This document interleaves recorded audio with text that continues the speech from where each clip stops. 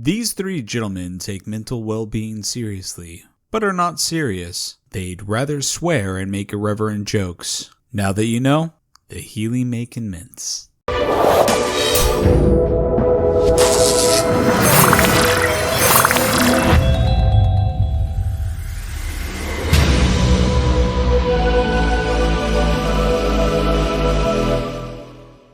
Welcome to We're Probably Not Okay, the podcast where we make fun of mental well-being. I'm your host for this episode, Brandon Full, Shepherd of the Forest.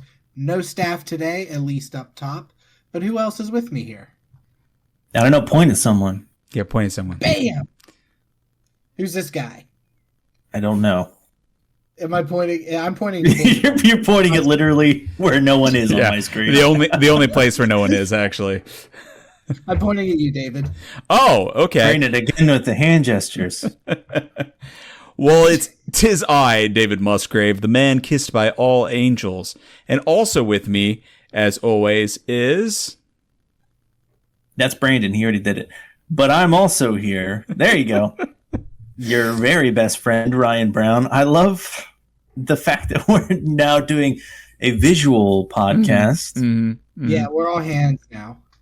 We're all gesticulating wildly when we talk, and you guys get to see it. Definitely not a trait of autism. No. Yes. Yeah, it definitely is. Yeah. So, we've done our intro, and it's been a while, guys. How you doing? Who wants to do their check-in first? Who wants to tell us about their brain? Let's mess with the structure and have you do it first, Brandon. Oh, I don't Mother know of God, Brandon. With you guys. The day has come. Okay, you guys close your eyes while I do my mental well-being check. Okay, we want no eye contact. No eye contact. Don't look, but you can do yours too. It's fine.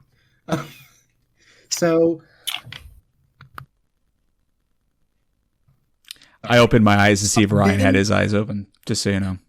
I had one open, yeah. I did. Always peeking. That's why we can't I know. do anything fun. Brandon, I like eye contact during. Just one eye. Mm-hmm. But not after. They call me the peeker.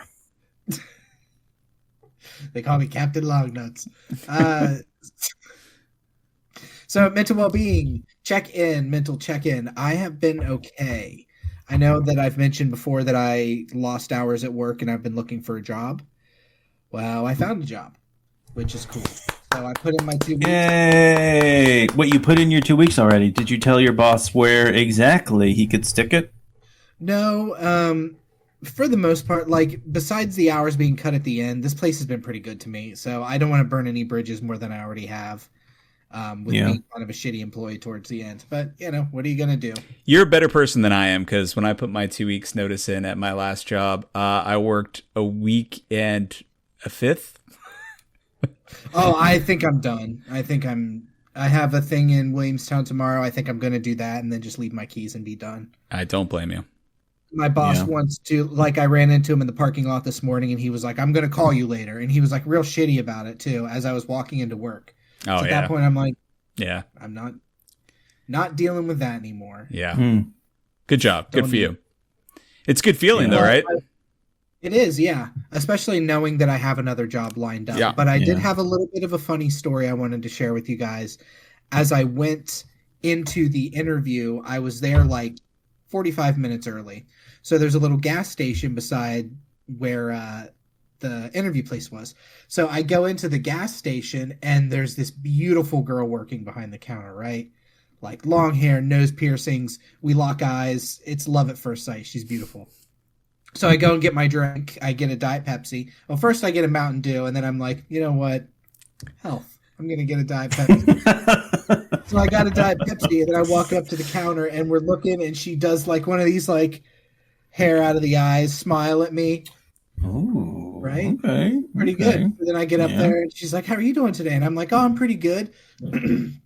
Put my drink up at the counter, and then I have to pay for my drink in quarters. Yeah, boy. Smooth. That fucking rules. That's all I had. I'm like, I gotta pay in quarters. I just had a bunch of quarters I'm trying to get rid of. That's a story, though. How did she react to that? Oh, she laughed. She was like, "That's when okay." when I mean, you know this, when you work in retail, You always quarters need change. You always need them. You always need quarters. Yeah, she wasn't like rude about it. She wasn't immediately like, "Oh, okay," or whatever. But it was just funny to like have It that is funny, moment yeah. and then reach into my pocket and have 3 paper my And then drop like 2 handfuls worth of quarters on the counter. You count it. I get real shitty about it. I'm bad at math. You count it. It's $2 or something. I don't know. So I have oh, go ahead. Sorry, I have a follow-up question to this story. Now, you mentioned that in the process of buying a Mountain Dew, you decided health and went Diet Pepsi. Was it because of the beautiful girl? Would you have gotten a Mountain Dew if it was just some old man? Yeah. Okay. Absolutely. That's all. I am easily swayed by beauty. That's why you always drink Diet Pepsi around me, huh? Now I know. I heard Kira go, oh, in the background. So yes, how about you guys? Who's next? Who wants to roll the dice? Who wants to be the nasty little dice boy? Roll the dice. In what way is it rolling the dice?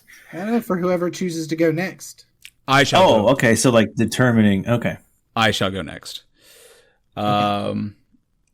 Life is good right now. I have no complaints for probably the first time in my life.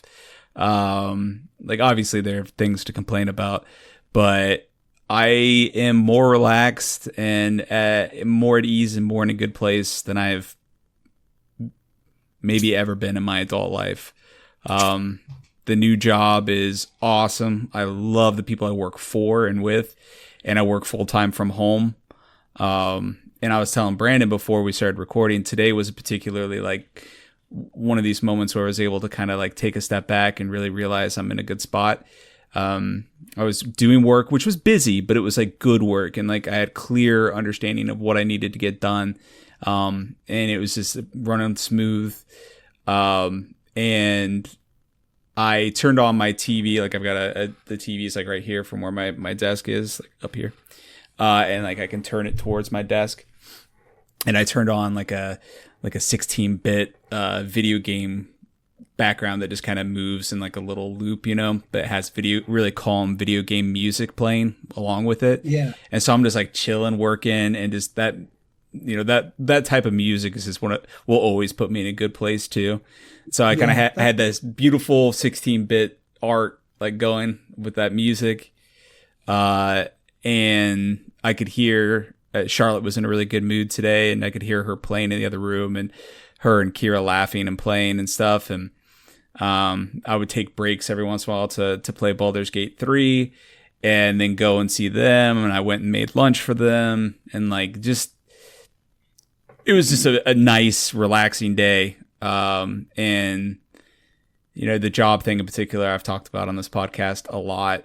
To be in a place where I'm just like happy with that alone, but it was cool. It was a good moment. It just made me realize like, hey, I'm truly, truly happy right now. And, it's a good feeling. So that's awesome, man. I think it's just as important for us to, if not more important even, for us to acknowledge when we're having good times, because I feel like a lot of times our podcast is we're all kind of in different states of like kind of shittiness. Yeah. Because we've been in transition periods. Yeah.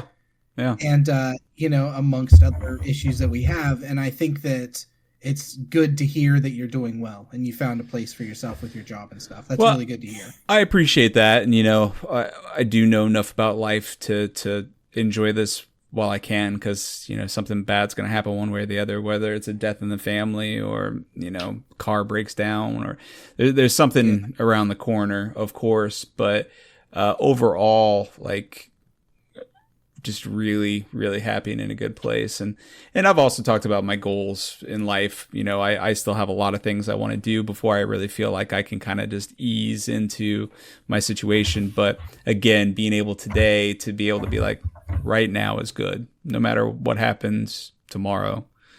next month, next year. Like now is good. Yeah. Is something that my mind does not do frequently. My mind is like, well, you got to do that thing you want to get done, and you got to do that other thing you want to get done. Constantly is thinking like 5 steps ahead. And today it was not. And that's awesome. No, absolutely. Ryan, well, that's good. What about you, brother? Well, I'm hard opposite. Probably in a very real fashion. Just a lot of things exploding, all at once, it seems, and most of it has to do with my job, my work. Like I've said before, social work is to paraphrase Jack Kirby, who famously said, "Comics will break your heart, social work will break your heart," and it's just been real bummer lately. And apparently it's written all over my face because my weightlifting coach messaged me out of the blue the other day just to make sure I was okay. Oh. And I was like, I'm fine. I just have resting sad face.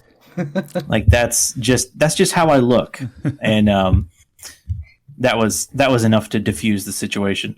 But yeah, and I'm obviously not going to say the name of the company that I work for, obviously. LexCorp. Yeah, it might as well be. Might as well be. Or Wayland Yutani. Geez, I don't know. What are some other evil corporations? Besides, like, all of them. Yeah. But yeah, this stuff's just been not great for your boy. And I had some medical stuff pop up.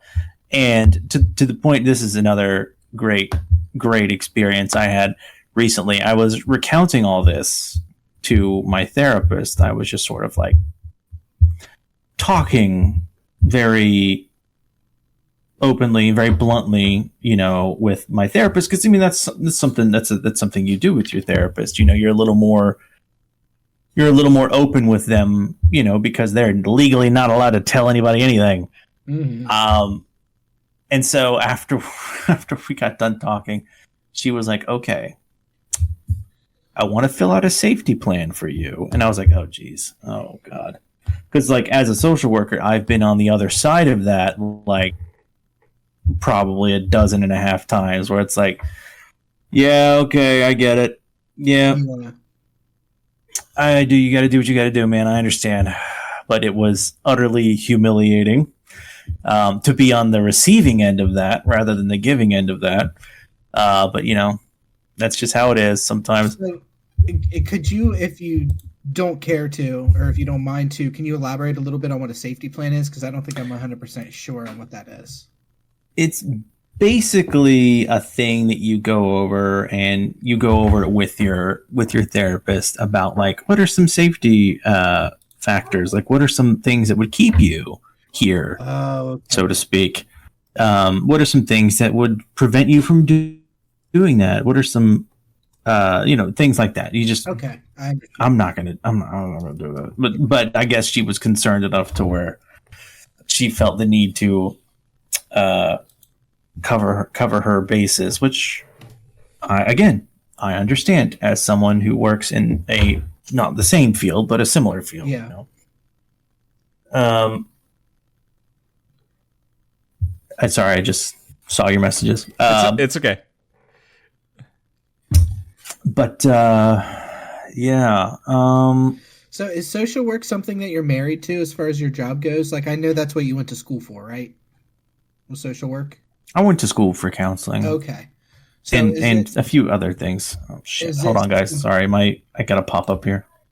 Anyway, continue. Is it something that you feel strongly about that you want to continue to work in? Like, have you ever thought about a career change of some kind, like even a sideways step? I don't think I would necessarily be opposed to it, but one, there's no place that's going to pay me as much as this place does.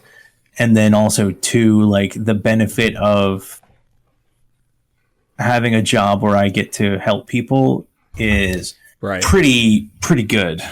I mean, honestly, like if I had this level of constant stress and anxiety and disappointment and frustration and betrayal, frankly, working, I don't know, in a law firm or retail or something like that, I would definitely be less.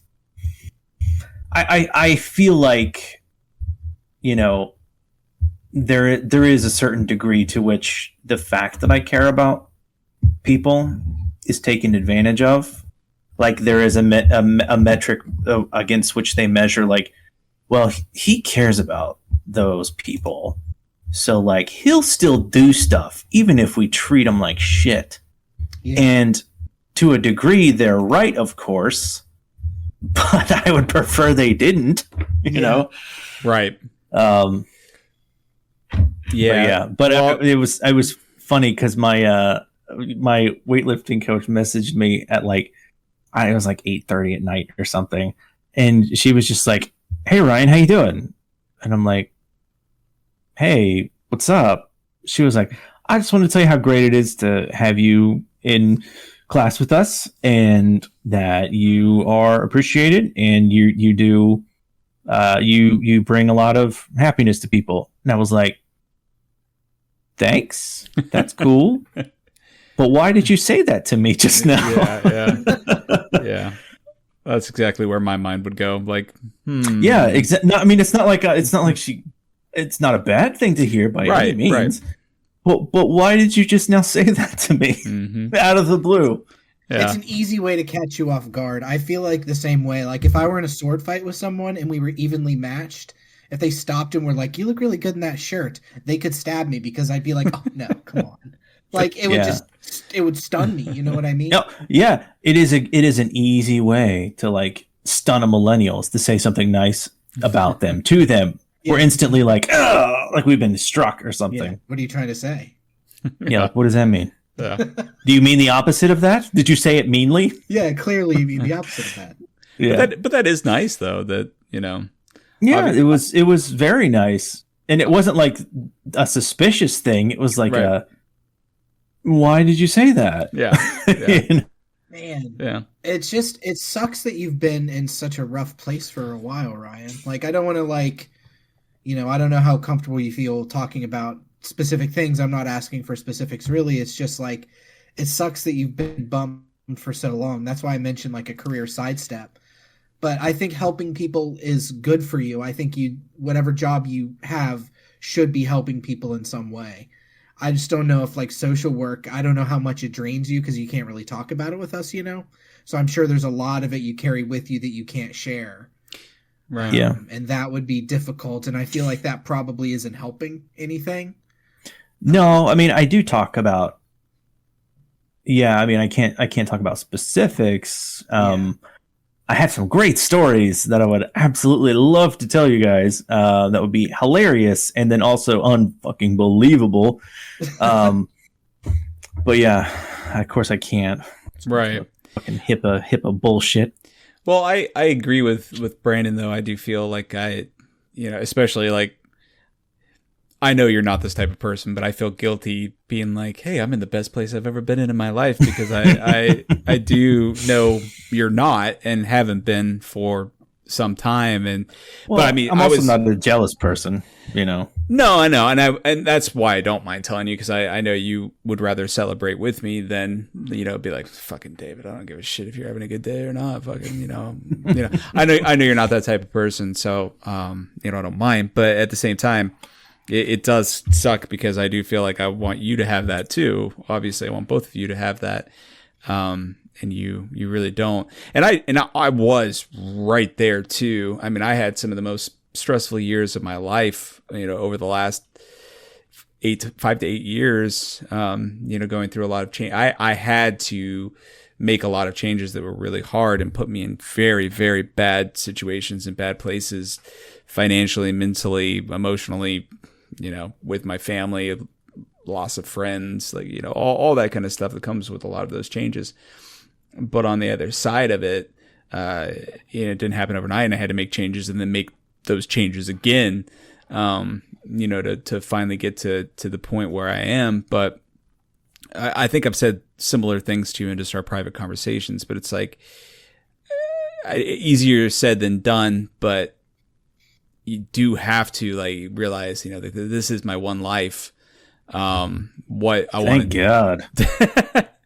What can I do to, make it what I want? And luckily I've been fortunate enough to be able to get through some of that tough stuff and get to where I am now. But I know you don't feel like you can, like there is no door to open or window to even jump out of. Mm-hmm. So, yeah, not at the moment. Yeah. Do you think that there will be? I mean, I'm not. I know enough to say to not say never. Mm-hmm. But it's been 40 years, and yeah, however long I've been an adult, 40 years or 22 years. I don't know. I'm bad at math. But yeah, it's just, some stretches, some periods are harder than others. You know what I mean? It's to quote C.S. Lewis, it's not the weight, it's how you carry it. And sometimes it's easier to carry than others, Mm-hmm. Yeah. And yeah, but that's all. Yeah. Not trying to monopolize the entire episode. No. Sometimes each of us have more to talk about than others, and that's it's completely fair to give you time for something that's important. So, I have something I want to talk about. For those of you watching it on YouTube, and I guess those of you listening, I can describe it to you. But David, behind him, right over yonder here, he's got a T-shirt with our visage on it.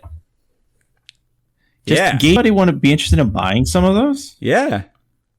It's really cool. Would anybody want a T-shirt?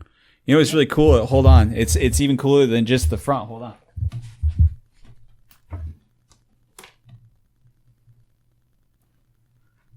Yeah. Personalized name on the back. The man kissed by all angels, baby.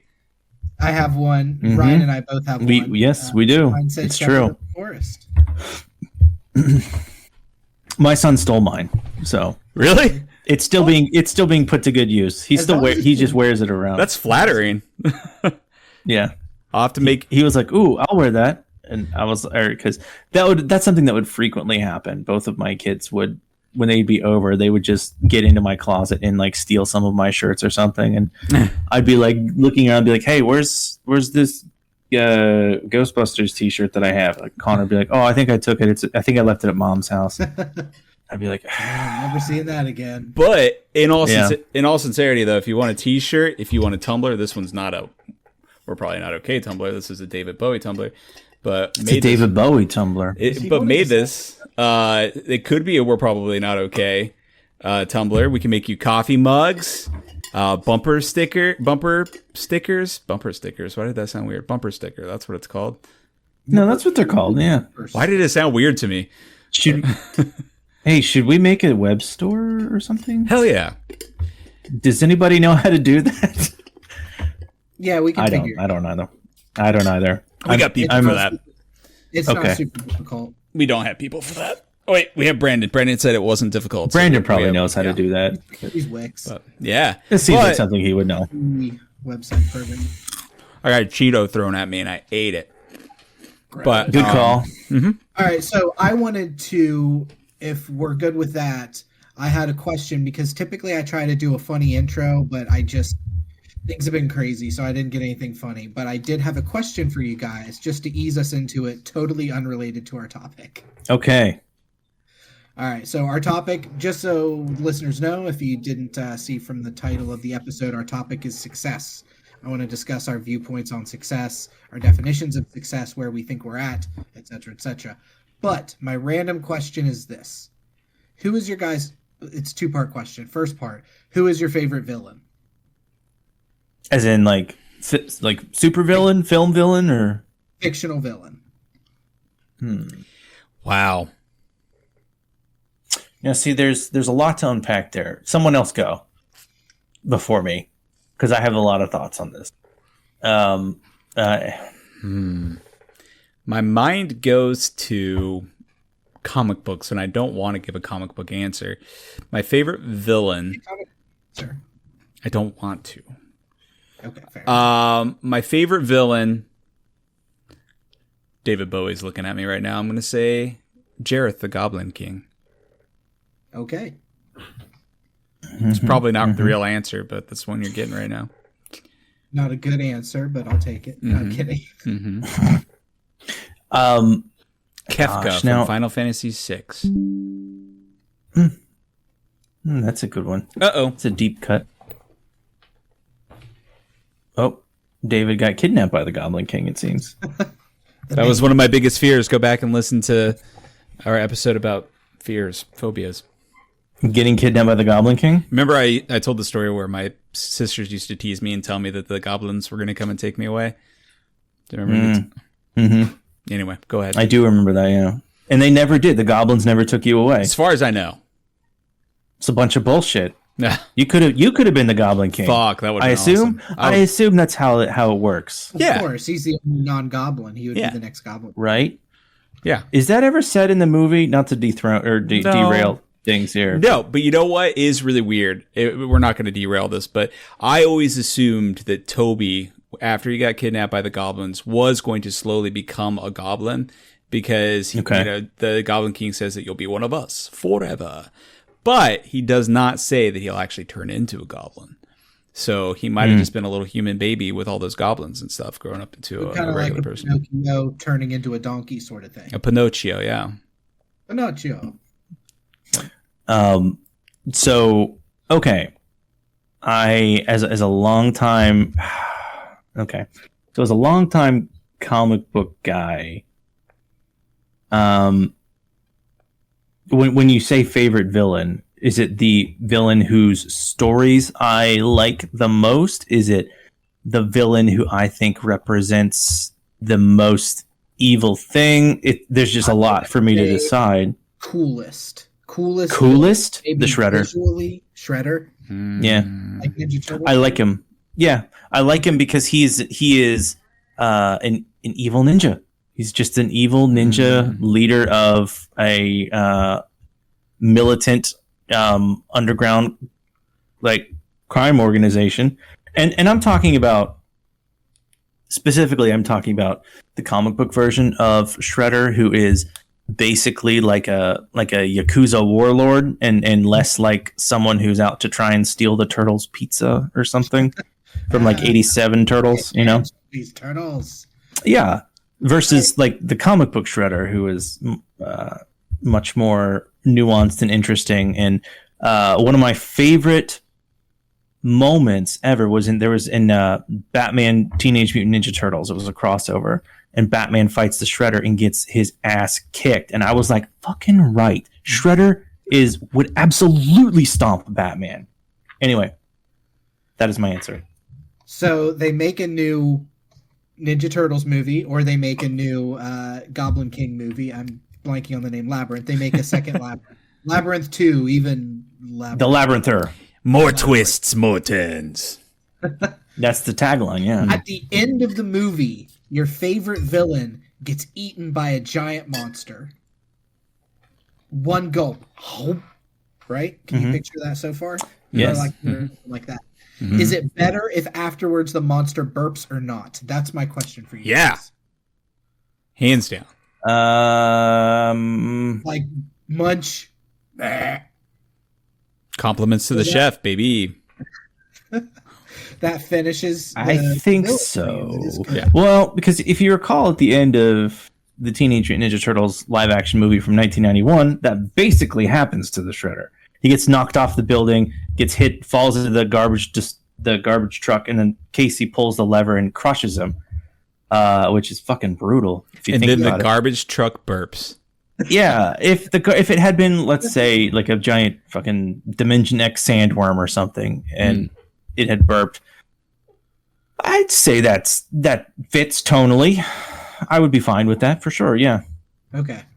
I was just curious because I was thinking about Return of the Jedi, where they changed it Yeah. where the Sarlacc pit burps after it eats Boba Fett. Nope, it does that in the original version. It burps too? Mm-hmm. I don't remember that. It does. Huh. Well, regardless. They added the fucking little beak thing that makes it look like Audrey 2 from Little Shop of Horrors. Yeah, okay. But the burp is there. If you go back and watch the uncut version, it's there. Wow. After Boba Fett falls in. I didn't realize that. And I thought that burp was so insulting for such a cool character. I know a lot of people are like, Boba Fett sucks, or Boba Fett, he was only in it, he got defeated by a blind guy with a stick, I think was what you used to say, Ryan. Yeah, I did used to say that. We'd get into arguments about... We would get into arguments, yeah. You just go, blind guy with a stick, over and over. Okay, listen. They were for fun arguments. They weren't real arguments. They were just for funsies. And also, that is a really compelling argument. It is a pretty compelling argument. Cool armor. But I think if Boba Fett as a character has been redeemed a lot, because if you go back and watch like The Mandalorian or the Book of Boba Fett, which I know a lot of people hated, but fuck them. I liked it. I think it did a lot for Boba Fett as making him a well-rounded or at least more interesting character. So would you say Boba Fett has been successful? That's right. Our topic for today is Hey. I was like, success, I guess. I mean, he caught Han Solo. Actually, no, Vader caught Han Solo and gave him to Boba Fett. Anyway, continue. What does successful look like to you? Ryan, go first. A calm nervous system. Waking up and not having anything to worry about. Not being stressed out about continued survival. That's probably what it would mean for me personally. Okay, yeah, and that's what I'm asking here is your personal. So success to you sounds like it equals like maybe contentment, being content. Yeah, I would say peacefulness, like being at peace with myself and life. What about you, David?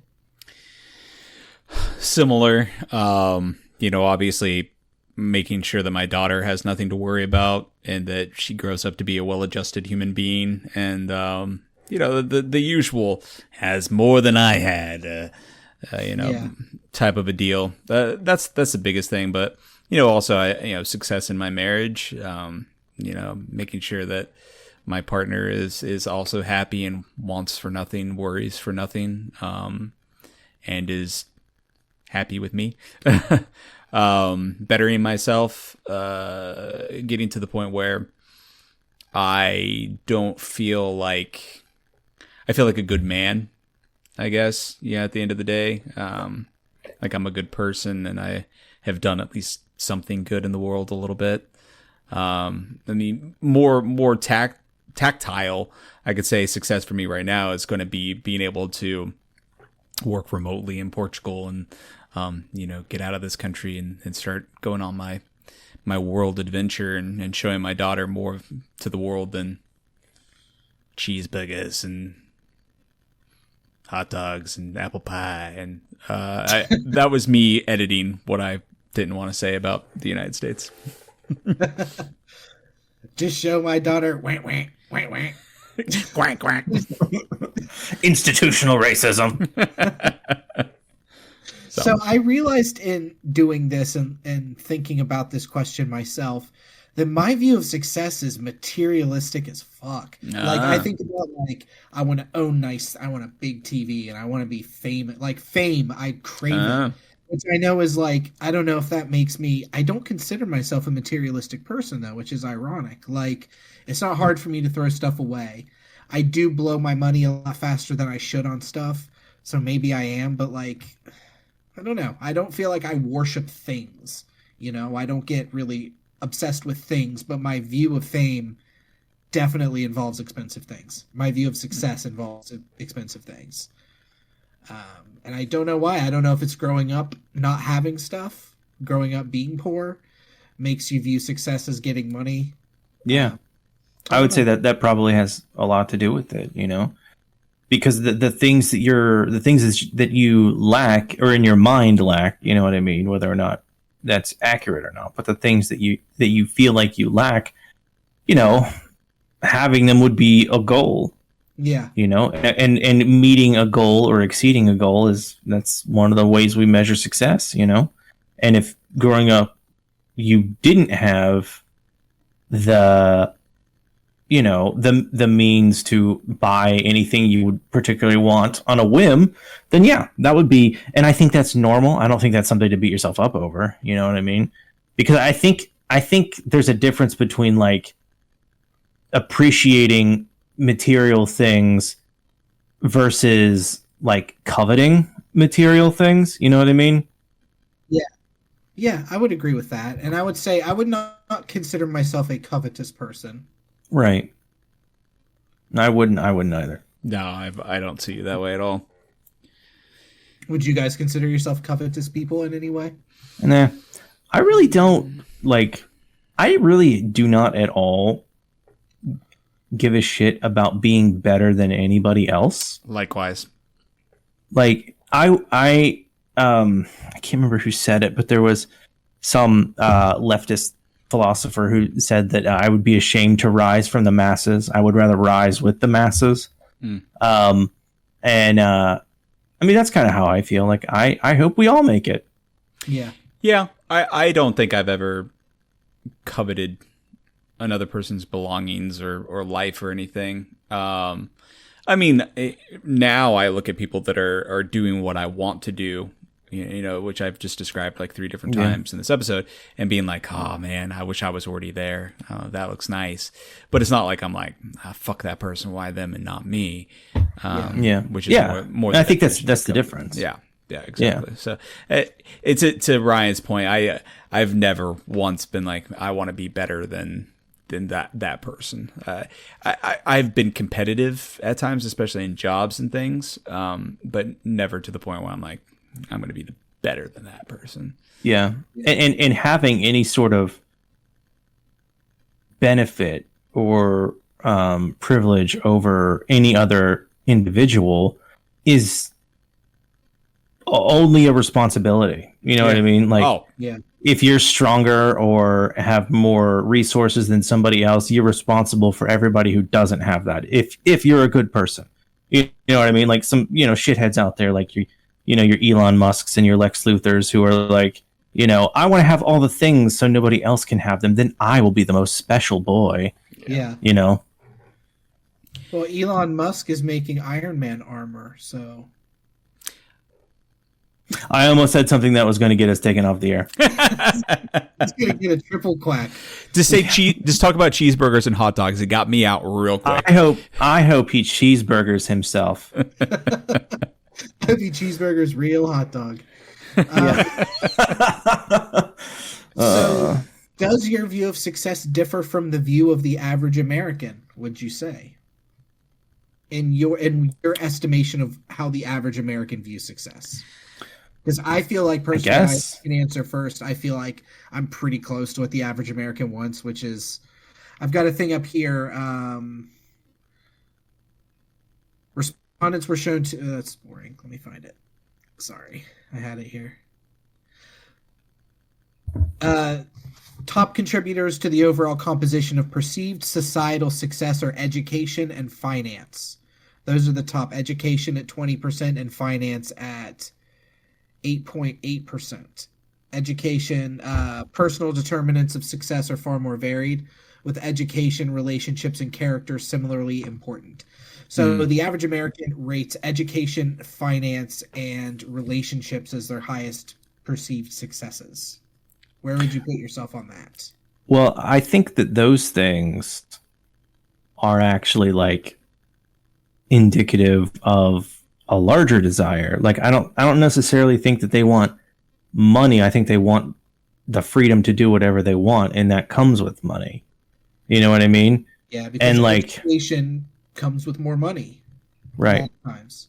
Yeah. Right. Unfortunately, I will say though that I don't necessarily think that I fall into the same category of success as most. Well, I mean, maybe. I think honestly, the average person really does just want to be comfortable and happy and safe at the end of the day. So as far as that's concerned, I do. But you reading that list to me definitely made me realize one thing I think success is that I did not mention, and that is to be good at something.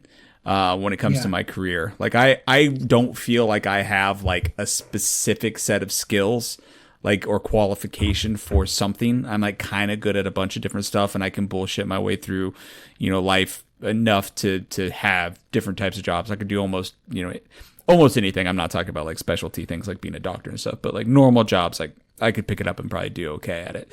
But I'm not like a master of anything. Yeah. And we've talked about on the job that I really am still considering going back to school to become a counselor. And to me, that is a sign of success, is that somebody has followed a career goal, educated themselves enough to be good at that, and be able to say, hey, there's a degree on my wall. And it says that I am able and trained and educated enough to help people. Because I've never really had that. There have been times where I'm like, man, I want to go find a different job, but like, what am I going to do? Just the same old stuff. Like, I wish I had a career path that was much more outlined by education. That's something that's scary to me with this new job I'm starting, is it is a potential career path. Like, it's a job that I can stay at until I retired if I wanted to. It has a retirement plan. It's got everything, and that's frightening. Why is that scary? That's a good thing. No, it's just, it is good, but it's also cementing the fact that I'm going to be staying here for a very long time. See, you don't have to. That I agree with. You don't necessarily have to, because I felt the same way when I started this current job, is that I'm like, well, I have those other goals that I've talked about 12 times now. But B, like, this is much more of a job that I want to be in and could be in the long term than my last one. But when I entered it, it was I get the kind of scary at first, because I'm like, what if I fail? I want to be good at this. I want this to, it was more of a fear of failure for that reason. But once I started vibing with it and feeling good, it felt great. I'm like, dude, I could easily work here until I retire if they let me. And that's a comforting thing. I've never felt that in a job before. Not once. Okay. And especially at my... So there's something to be more confident and positive about, I guess. Oh yeah, I have a hard time thinking positively about anything. Well, and it's like, well, here it goes. Here's the next 30 years of my life. Well, then let me help you be negative about it. Then at our age, we kind of need that too. So if you want to feel shitty about it, fucking buck up, buddy. I think it's more like I think I understand what you're saying here, Brandon, because this is something that I've struggled with my entire adult life, and that is you feel like you're kind of waiting for the other shoe to fall, right? The imposter syndrome part of it? Yes. Well, not necessarily. I mean, maybe that's part of it, but more like waiting for the floor to drop out from underneath you, because that's something that has happened to us a lot. And not just you and I specifically, but like in everybody, like a lot of people in our generation. That's a constant recurring theme with like everybody our age, is like shit just keeps happening to us. Yeah. And I do know just from knowing you that, and that's true for you too. And it makes us so, and that's kind of what circles back around to what I was saying earlier about one of my metrics for success was having a calm nervous system. And that's by not having that is a byproduct of always being on edge, always fucking waiting for whatever dumb bullshit is going to happen next, whatever disaster is about to befall us. Let me also put a little footnote here and just touch on job PTSD as well. When I say that I'm happier than I've ever been and feel calm and great in this job, I still have it 10 times a day where my boss is like, hey, you have a second? I'm like, fuck, here we go. What did I do wrong? This is it. Oh, yeah. This is where they're like, sorry.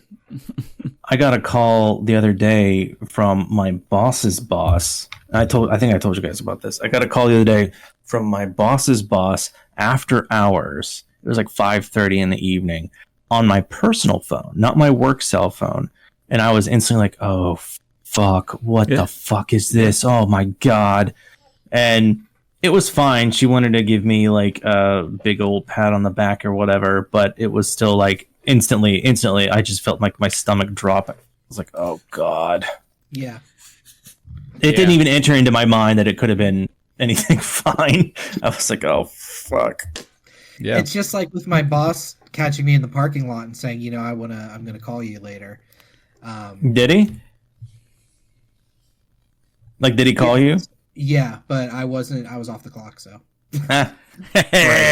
So fuck him. No, and it sucks. Nobody I work with listens to this podcast anyway, so it doesn't matter. But I did really like the job. Like, not to go back to that, but it was hard for me to go towards the end because I was the one that fucked up that job. I was the one that fucked up my chance with that job. I get that. I had too much going on. I wasn't able to show up for work as much as I needed to because family health stuff and my own health stuff. You did not fuck up that job for those reasons. Life happens, and unfortunately, a lot of life happened to you all at once. So get that out of your head. The problem. It was like a good year of my life was just stuff. It happens. So, though. but I did really enjoy that job. So it is a bummer to leave. But at the same time, like I wasn't gonna have a phone call where I was getting berated or whatever when I have less than a week left. Yeah. So no, I wouldn't. And you thought that's what it would have been like? It would have been him being shitty to you? No, I mean, if his face was any indication when I ran across him in the parking lot this morning, yeah, he was going to be shitty towards me. So. If he ever gets in that opportunity, what are you going to say to him? Because I personally think, especially the way you've described the job, I personally, if I were you and he starts doing that, I'd be like, I just want you to know that like I really appreciate the opportunity. I love working here, but I don't think we need to have this conversation. Yeah. Something along those lines. Like, there's no point. I've definitely said that kind of stuff to people before, to bosses, so I'm not averse to that. Yeah. I have such a temper, and I can't help it. Like, the last time when I first got my hours taken, I can't remember if I told you guys this or not. My boss, a different boss, took me into his office and was like, you've missed this amount of work. We got to cut you down to this hours because you have to be at this for whatever. And I was so mad. I was like seeing red, but I wasn't saying anything. I was just nodding.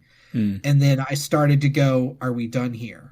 And I said it like 3 or 4 times. And I was like, finally, he was like, yeah, Brandon, we're done.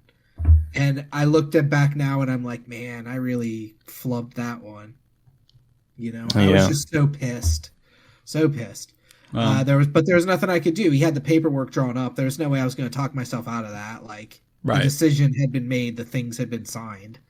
Right. So I just, I saw it as failure. I saw it as failure on myself. And that's why it's hard for me now to even step foot in that building when I go into work. It's a reminder of what I feel like is my failure as a person to fuck up a job as cool as working at a library, as the only IT person at a library. It was an awesome job. It was a cake job for the most part. Everybody's cool there, it's a reminder that I fucked it up, and that's why I'm glad that I got this new job. Well, and hopefully this new job will be better in lots of ways, and you'll look back at this as like, hey, that was a good transition for me into this, because that's how I feel about my last job. I mean, the experience from the library has been,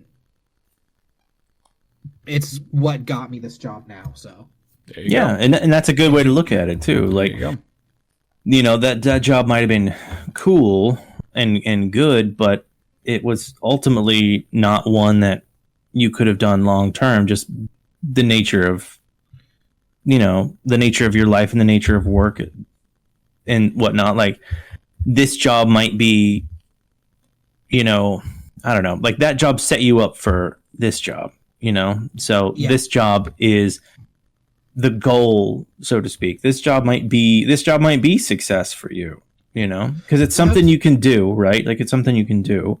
Yeah. And it's something that is going to pay you, a better amount to do it. During the conversation, during the interview, I actually felt pretty good because he was asking me like, okay, well, can you do this? And I was like, yeah, I can do that. And it was just all stuff that I know how to do. He was like, we were talking about software stuff, and then he was like, well, we have some laptops that will need keyboards replaced. Can you do that? And I could confidently say, yeah, I've replaced probably 50 keyboards, 60 keyboards in my life. Like I've replaced a lot of keyboards on computers from my computer repair jobs I've had. So yeah, right on.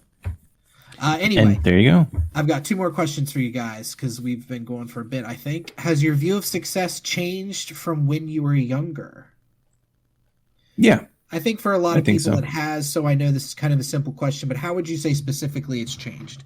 Like, what do you find important now that you didn't find so important when you were younger?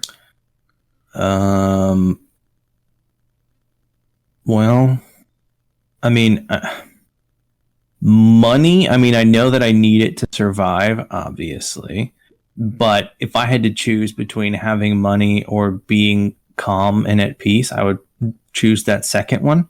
Yeah. And I know that that's, you know, kind of counterintuitive, but like I dream about living in a fucking fire tower in the middle of the woods where like nobody can get me unless they own a helicopter, you know, and shit like that. And a lighthouse, God, a lighthouse would be amazing to live in. Yeah, I'm not a big ocean guy though. I do like the beach, but I'm not crazy about the ocean. That's why I want to live in a fire tower on top of a mountain, where no one can get to me. I just need, you know, just up there with my comics and a cat, maybe. I don't know. Yeah. But anyway, yeah. I mean, I think that that's definitely a metric that has changed because when you're a kid, like, you know, we all have, you know, parents of the same generation. Like when you're a kid, you're fed, you know, success equals money and being able to, you know, buy a home, buy a car, work 9 to 5, have 2.5 kids. Don't even get me started on the fact that our parents were like, you need to go to college if you're going to be successful. And now the exact same fucking boomers are like, you should have gone Why'd you go to college? Or college. Now you've got all this money you got to pay. You should have gone to trade school. That's where it's at. It's just so fucking stupid. I hate it. I know. What about you, David? How has your view of success changed from when you were younger? Well, definitely, you know, as I was exiting my teenage years and in my early 20s, you know, I mean, Ryan knows this, wanted to be a comic book writer, and thought fame was going to be, you know, having some kind of success, having people know my name, know my work. Wanted to become a filmmaker for the same reason. And that obviously, like you said, fame is something that you crave. Like that was something that I don't even know that I craved it. I almost thought it was inevitable. I almost thought that like people are going to want to see what David Musgrave has to bring to the world. They want to hear my voice. They want to hear my stories. They want to see my stories. And when I realized, oh, that's not true, you know, it was sad. But eventually I was like, you know, I don't even want that. I don't think I want that. Like now, if I did something that brought some level of fame, I would enjoy it, but not the way that I thought like it was going to happen before. What if you were on film saying to give a man a Hotdog? Would you be okay with that fame? No. What's a Hotdog? Yep. Oh my god! What? Oh my god! What? No, I know. No, I know you've been on the internet in the past like 2 months. Is this something you don't know what this? No, I really have no idea what you're talking about. Okay, so there was a girl, short version, because everybody but you knows what this is. In the world. Yeah, everybody in the world knows what this is. There's a girl being interviewed by a man on the street, and he's like, "What do you do to please a man?" And she goes, "You give him the Hotdog, spit on that thing." Oh. And she says it with like a real thick, like twangy, like Southern accent. Oh yeah, no. She says, "You give him the Hotdog and spit on that thing. You feel me?" Well, she got. She blew the fuck up. She blew up. She got a reality show. What? She signed up for a reality show. She got a fuck ton of money and she donated it to charity. So, like, she turned out to be a good person, too. But anyway, you didn't get my reference, so the joke failed.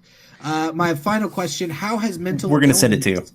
Yeah. Thank you. How has mental illness interfered with your success? Or do you feel like it has interfered? Completely. Completely. Okay. 100%. Yeah, 100%. no. Yeah, I mean, obviously, just drive and ambition like died, and depression and anxiety and things have gotten in the way so many times of me being like, I'm gonna go rule the world today, or at least be good at my job, or at least want to go to my job. Or not even want to, at least like be able to and get through the day. Yeah. Yeah, that's the hardest part sometimes, is to just go out at least for me, the hardest part sometimes is to just go out the front door, get dressed and ready to go. And then I stand at that front door and I'm like, fuck, here we go. Yep. Yeah. I think that's how it's affected me the most. My cat's walking on my phone. I think that's how it's affected me the most, is just trying to like get out of the house and do the day-to-day stuff. Like, especially with this stuff with my job. Sorry, this episode's been the Brandon show. I apologize. Not at all. Especially with my job, it's just been difficult to even leave the house sometimes, Like I mentioned before, I'm diagnosed with agoraphobia, or I was diagnosed with agoraphobia. Most of the time it's okay, but sometimes it really does come up again, and I'm like, I can't leave. Like, I was sick this weekend, and my parents went and brought me a couple groceries, which I thought was really cool of them. But just because I felt like shit and I couldn't leave the house. And I was like, hey, can you guys bring me some milk? Which they did. It was amazing. But I couldn't leave. Could not leave. Yeah, I know you've talked about that before in the past, but didn't realize you had issues with it so recently. Yeah, it just hits me sometimes in the stress of, like, I haven't even mentioned, this is another thing too. My sister Molly, who listens to this podcast. Hi, Molly. Hey, Molly. Congratulations. Congratulations. She's getting married this week. And congratulations to you and your partner. I hope it's a lovely wedding, and I hope Brandon doesn't screw it up for you. Yeah, what's her bride-to-be's name? Tatiana. Yeah. That's a cool-ass name. Hell yeah, it is. Yeah. Tatiana. Is she like an assassin of some kind or something? I'm pretty sure she's obviously. Yeah. She studied the blade. So I'm driving my parents to right outside of Philadelphia on Thursday. It's like 7 hours in the car. I'm going to be driving my parents. Yeah. I've told some people and they're like, that sounds cool. And I'm like, hold on. Do you want to be with your parents in a car for 7 hours? I love my parents. I do. I love both. Right. I love my mom and I love my dad. Being in a car with them for 7 hours, I don't know if I'm going to have any hair left. The problem is going to be that stretch through Pennsylvania. That drive is just awful. It's just so I didn't want to say anything. Oh yeah. Oops. I mean, you're going to love it. It's gonna be great. They got Wawas on the way. They do have Wawas. That's true. Wawa's like a fancier Sheets. Yeah. My problem is, like, if I could listen to podcasts, I'd be fine. Right. All my podcasts are like, let's talk about Dungeons and Dragons and how our dicks feel. Sure. It's. What's wrong with that? I understand. Well, yeah, I know what you mean, because last year I drove my friends and I to New York City for New York Comic Con, and same, like, I love being in the car with my friends. Obviously, that was not the issue. The problem was when we were driving home, like 5 days later, and I was driving home. Everybody's fucking tired. Yeah. It was like super late, and I was like, I need something to hold my attention, because listening to the Hamilton soundtrack again is not going to do it. Yeah. So it was like 10 o'clock at night, everybody's like crashed out, and I'm like, all right, I'm just gonna fucking listen to a wrestling podcast because I need something right now, or I'm gonna lose my fucking mind, or worse, fall asleep. Yeah. Stand up. It didn't do it for you, huh? Could listen to that. No, usually because we have a convention crew, and we usually go to New York every year for New York Comic Con, and one of our annual traditions is we do a Hamilton sing along on the ride up. Nice. Yeah. That sounds awesome. Yeah, I mean, Hamilton's obviously bullshit, but it's catchy, so It's got great music. yeah, it's catchy. Where I've driven my parents back and forth to Cleveland a few times for my dad's heart appointments. I have a playlist that is parent-safe music to listen to. The playlist is 4 hours long. The drive is 6.5 to 7 hours, depending on how many stops we make. So yeah, you're gonna cycle through some songs then, huh? I know, and I put like TV show themes on there because my mom really likes. Nice. Oh, it's Green Acres. Nice. Yeah, Nice. I was gonna say what would be on Brandon Full's parent safe playlist. A lot of country, a lot of like early '60s country because I can't stand like Tim McGraw stuff anymore. Of course. But yeah, post 9/11 country. I can picture it now. You're in the car with your parents, and all of a sudden, from the windows to the walls, till the sweat drips down my balls. Is that one on there? I have to have, because I travel with my kids, and stuff like that. I have a couple of kid-friendly playlists, and one of them is the radio. If you've played, listeners, if you've ever played Fallout, one of the functions of that game is you have a radio that you can listen to while you're doing stuff, and it plays like really particularly catchy old-timey like 50s music, and people have like assembled all of the songs into like a YouTube playlist, and I'll just put that on. Nice. Yeah, literally half of the playlist probably is songs from the Fallout stuff, like that kind of country. Uranium Fever, are you familiar with that song? Oh yeah, Uranium Fever. Yeah, it's a good one. Nice. So a weird amount of songs from that era were about like atomic energy. Like yeah, it's weird. I have a quote from Albert Einstein to wrap this up. That's all I have as far as questions go. I feel like we've been going a pretty decent amount of time. And Albert Einstein says, try not to become a man of success, but rather try to become a man of value. So do that. That's what Einstein says, and he was a smart guy, right? Yeah, he seems all right. He was a smart guy with no baggage whatsoever. None at all. And he was in that movie about Oppenheimer. So. Yeah. Hamilton. Yeah. Hamilton, yeah, that's the one. Hamilton without Police Academy. Yeah. Naked Gun 33 1/3. Oh, that's man. a reoccurring bit I always do with my kids is whenever I'm talking about a particular movie or TV show it's obvious what it is. I always say, and it was called Police Academy. I like that. So do you have a thing for us, David? A little segment? Why don't we do a Gray Matters Munchies? Gray Matter Munchies. I would like to do that. I don't have the intro to it pulled up, so I'm just going to jump right into it instead of doing my usual, like, I'm feeling a wee bit peckish. And I don't remember what's after that. They have it in pints? Other quotes? Nice. Looks like Gray Matter's back on the menu, boys. I can go all day. Wow. Let's just do this for a while. That's great. A lot of Lord of the Rings. Yeah, I like it. I like it. It's quite Gray Matter. Yeah, okay. I'm done. Potato Gray Matter. Never mind. It didn't work. Gandalf the Gray Matter. Come on, it's right there. Man. Yeah, it was right there. All right. Yeah, let's do it. So what have you boys been ingesting for your brain's pleasure these days? Well, I have started playing just kind of randomly. I started playing Far Cry 5, which is not a type of game that I would usually be into. Normally I only play like casual / cozy type games, but and I'm not really into shooters or like high stress games or whatever, but the basically the premise of the game is that a like vaguely Christian like cult has taken over a small town in Montana, and you are trying to take it back from them, and it shook loose a lot of religious trauma that I have. Yeah. To like one particular character is like clearly coded as like a televangelist, and I was like watching it, and I was just playing and being like, I want to kill that guy. Yeah.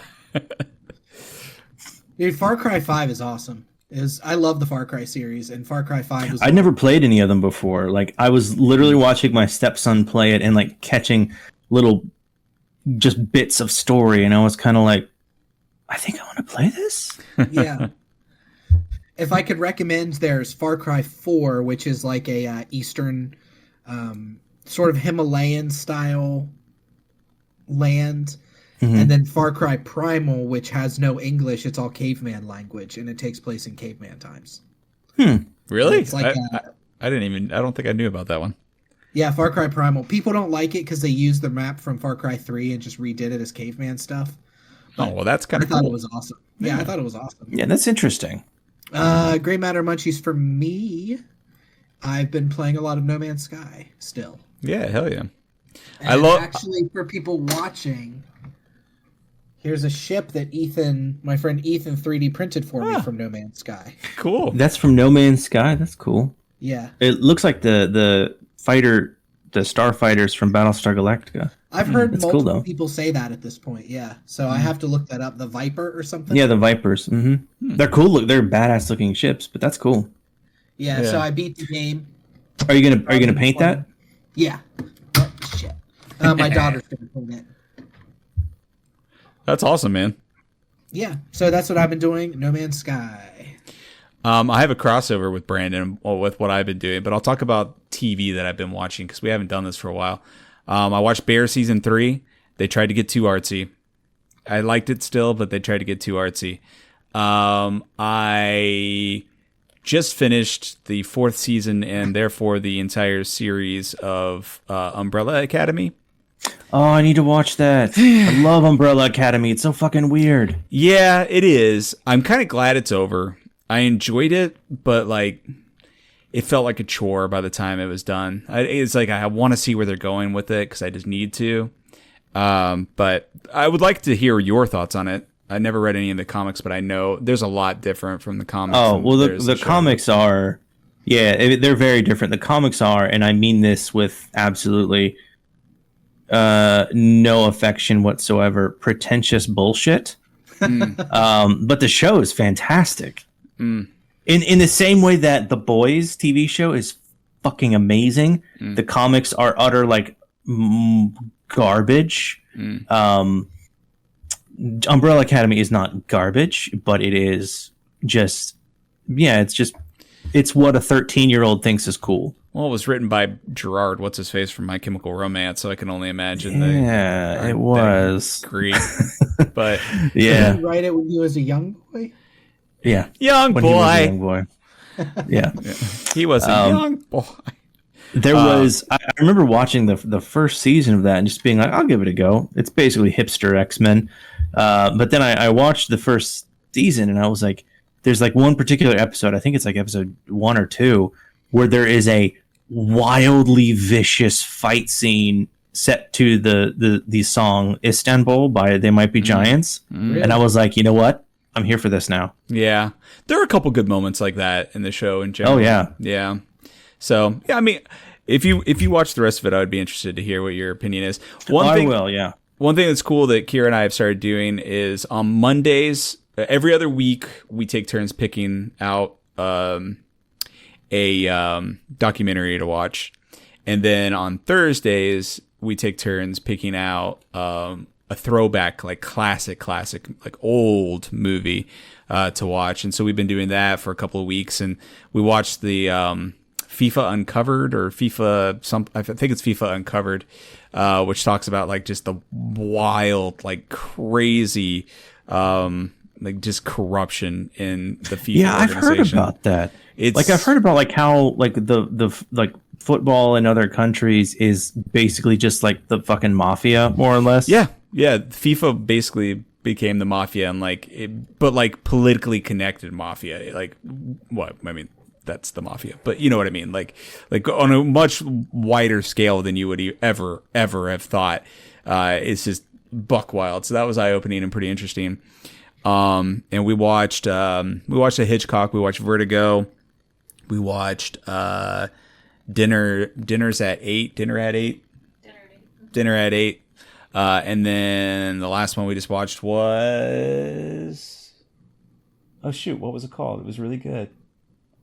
Oh, you can't take it. You can't take it with you, which is both of these, by the way, I've Jimmy Stewart in it, and so Stewart. yeah. Can I recognize an old movie or recommend? I don't know. You tell me. Can I recognize a movie? Let me recommend an old movie to you. Okay. It's called Gaslight. Have you heard of it? Gaslight. Yeah, that's where that term comes from. Yeah, it's Really? where the term gaslighting comes from. I did not know. Movie.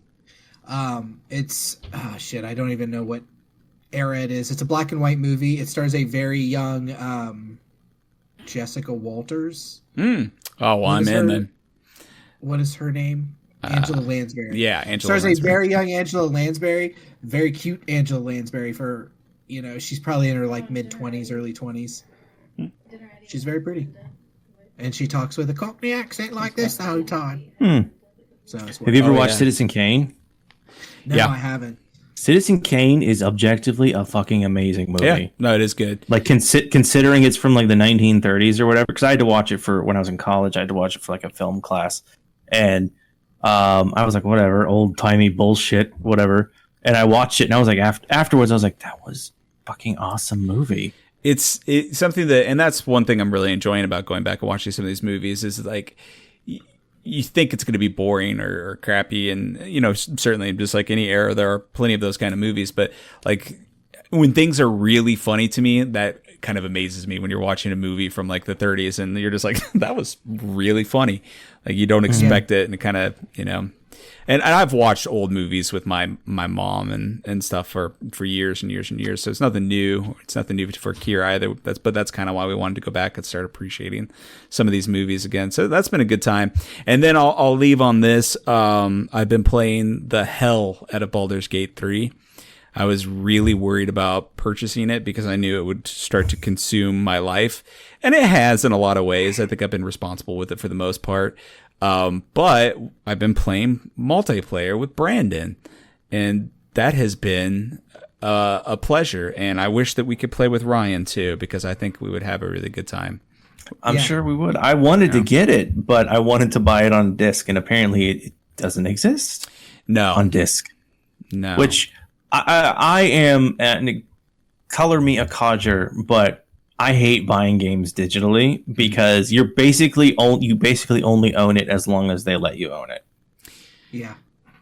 But I still think you should get it. I hate that shit. I think you should get it. So I know. Can play. I would love to. I would love to. It's been they did an amazing, looks so cool. Well, and they did such a good job with the multiplayer. Like they put so much attention to detail in it as a multiplayer experience. It wasn't an afterthought by any means.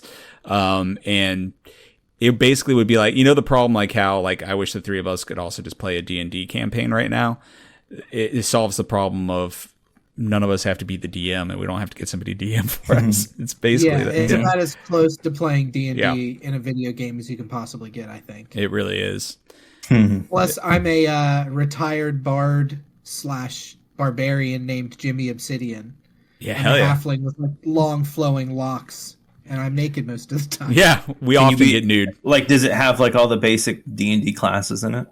Yeah, it's 5e rules. Yeah, cool.